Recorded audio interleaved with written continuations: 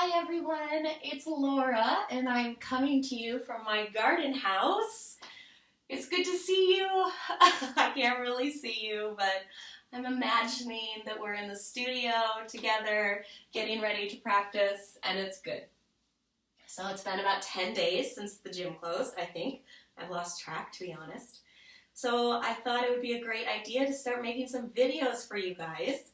I am not professional at this.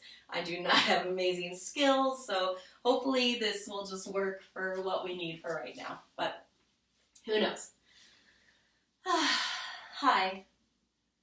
So today I want to talk about breath practice. I thought this would be a good first place to start. So the importance of our breath. Our breath can calm us. It can take our bodies out of a fight or flight response. And by doing that and calming our nervous system, we can also help boost our immunity, which is really important right now.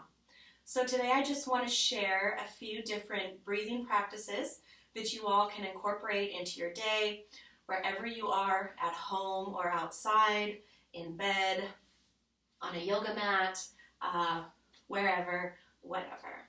So first I'll just go through a few of the breathing techniques that you can use, and then second I'm just going to show you a few different ways you can set yourself up to do that practice that is just really restorative and good for you.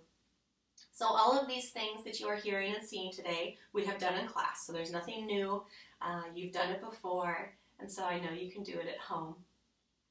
So breathing choices. Obviously, easiest, just finding nice, deep, even inhales and exhales. All right, so we talk a lot about bringing our breath in to the upper diaphragm, mid, lower, into the belly, and then maybe even into the bowl of our pelvis. So finding a breath that goes all the way down and then you can clear all the way out. So finding a nice rhythm, a nice sound of your breath to follow can be really good. Second option, box breathing or square breath. So this is where we do an inhale, hold our breath, exhale, and hold again. Inhale, hold, exhale, hold.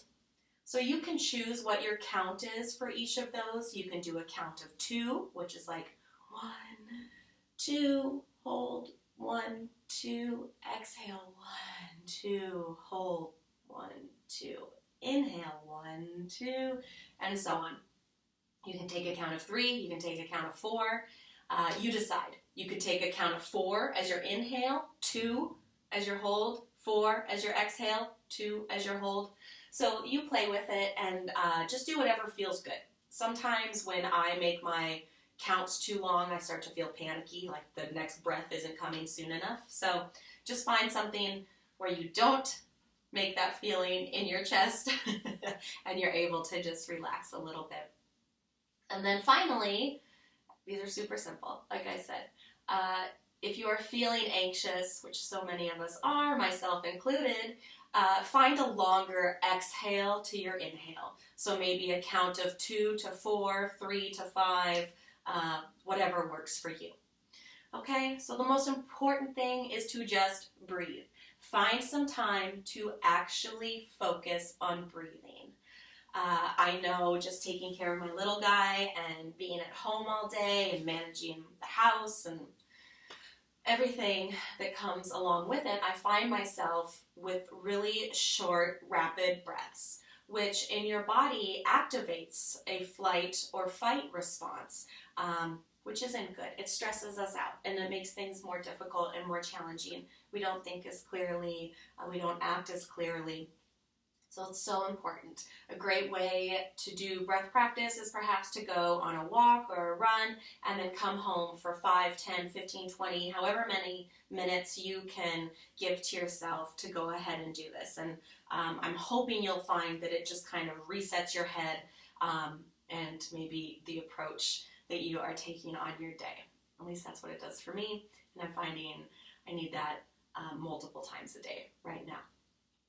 So how do we set up? If you are at home, find any kind of quiet place that you can. You can do this practice obviously with your eyes closed. So if you are in a room that is distracting visually to you, just close your eyes and just go inward for a little bit and not worry about all of the noise and the chaos that is around us. So props to grab: a block is always great. You can also use a hardcover book like a dictionary or a thesaurus or something. A stack of books can also work good just to kind of elevate yourself. But whatever, find some kind of object to sit on. And then if you want to take a seated breath practice, you can choose the height of your block, but then you just bring it in and find a nice seat, right? This block is kind of low. This can be a little hard on your knees, but you can always change it to a higher setting, right? It brings you up a little bit more. That might feel a little bit better on your hips and your knees. All right, you can also use a bolster or a pillow, any kind of pillow, anything you like. Same thing, go ahead and just take a seat in a place that is comfortable, but most important, just find a place where you can hold and focus and commit to some stillness for the duration of your practice. So whether that's 5, 10, 15, 20, 3 minutes, whatever you got. Okay. Also, legs up the wall. We've talked about this in class. We do this in class a lot because I love it. But it's very restorative. So if you're feeling fatigued, this is a great thing to do. But just find any wall in your house and scoot on up to it. And then once you are there, you're just going to start to come down and kind of shimmy your way up the wall. So you want your glutes touching the wall and legs straight up. So then you can just find a place here. Maybe your arms are in a little bit of a cactus. Maybe one hand is on belly, one hand is on heart. Maybe they're just kind of out to the side, palms up. But just find a place, again, where you can be still, and then you can begin whichever breath practice it is that you'd like to try. All right, and then as you're here, your legs might start to feel tingly after a couple of minutes, and that's normal, and that is okay.